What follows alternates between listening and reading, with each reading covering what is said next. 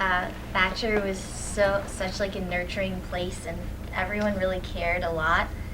It instills in me a kind of confidence in myself that I can take on problems head on, and that really helped me a lot when I transitioned into such a new environment at Milton. So.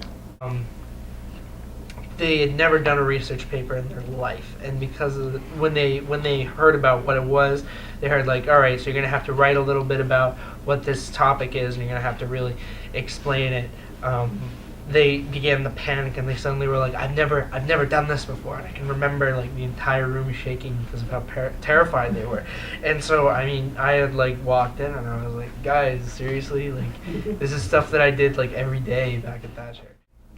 But they definitely expose you to everything that you need to learn, and it just makes you want to attack that and just learn, get everything you can out of it.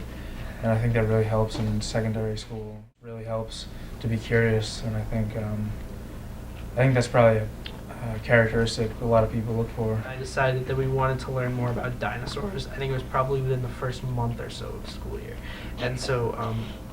Really, it's just almost immediate, and kids want to do that right away because generally when I did it, the third graders who were like almost kind of like the upperclassmen today at high school, they were very much they kind of were doing their own research projects because they've done them before, and so as such, I just wanted to be like, oh, I want to do that, and I want to learn more about something, but I want to learn about what I want to learn about, so I learned about something.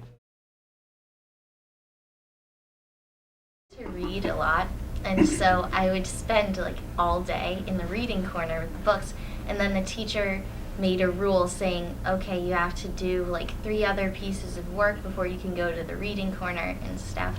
And also I have seen other kids get really caught up in the research, and the teacher always guides them into doing other work. Is that the format for Montessori involves a lot of observation. So from the lead guide as well as the assistant, they're observing students in the class, and if one student is incessantly, obsessively even absorbed in one thing to the exclusion of some others, there's conversation there, and the conversation isn't necessarily setting limits. Sometimes it is, but it's sometimes also let me entice you to engage you in this math piece over here, or I think you're ready for this next lesson about. In first grade, I had a 64-page book of animals. But what I've seen is, as he has moved through second year and now he's in third year, so he's halfway through third year, his interests have really broadened, and he still has that same level of passion, but what happens is he has moved into this space where he just has like more room in his life for more interests. I made a whole book about dinosaurs. I had cardboard covers. I was so proud of myself, and I went up and I said, look, I made a book about dinosaurs. And my teacher looked through the pages and she said, this is a great book, but the thing is it's a bunch of pictures, and I love the pictures, but we need to learn more facts. But I never thought of that as being a bad thing. By the time that I really needed to do research projects, I was already comfortable with doing them. The only thing that was different is I didn't have pictures to guide me. I had to use MLA citations and write everything in the right format, which was a new concept to me. They really, really want to see you do well. They really, really want to see you learn and become a better person. And teachers in other schools, they definitely care about you. And I have some great teachers. I'm not saying I don't, but it's not that same relationship. It really wasn't that hard of a transition, but it was weird getting used to the structure, of class, lunch, class. What the kind of rhythm of a Thacher day was like, for you? Well, at Thacher, we obviously had classes, of course, but we'd also get plenty of time in between to do our work, and we were able to more freely socialize, and it's not like that in a more traditional setting.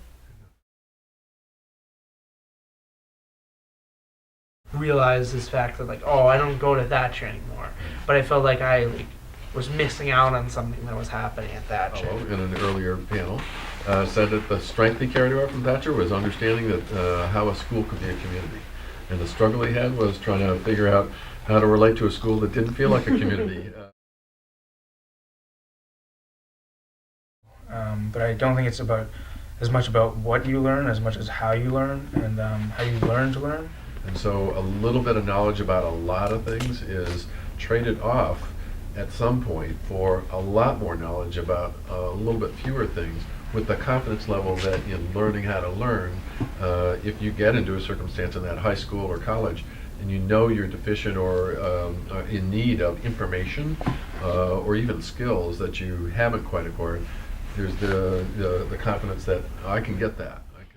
And like for my school there are a lot of Thacher alums, and they're all basically top of the alums I know that come out of here are just really, really smart and do fine on their SATs, do great on their SATs. Yeah, just the ability to take things head on, not really like. Thacher just teaches you to figure out problems independently. So the second time, I was like, I know what I did wrong. I'm gonna fix that, and that's one thing that Thacher helped me out with. And part of what I hear our panelists saying is we learn how to, in circumstances that are new to us, a new high school, a test that I've never taken before, or test taking, a high stakes test like a standardized test. I've learned to relax enough so that the emotion isn't in my way as I try to do my best.